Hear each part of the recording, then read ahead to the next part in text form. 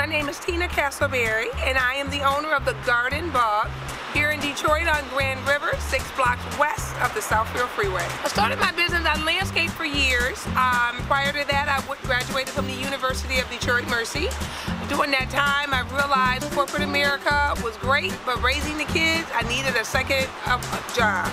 So I started landscaping for a few neighbors, and then from that it grew to a need in the Rosedale Park community for a new and refreshing garden center.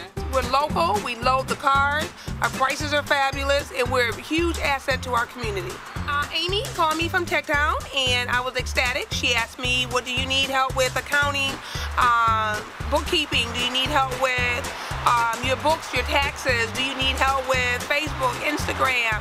So I got to pick, and I think my one need that I needed the most was probably web design, and also I would like a Facebook page. And she also did a Google search engine, so people can now find us a lot easier than having to drive through the city looking for a garden center. My favorite part of being an entrepreneur is probably walking 2 blocks to work, because I live in Rosedale Park, so it's very close. And it's good to have my kids get engaged in the process, because after all, this is a legacy for them.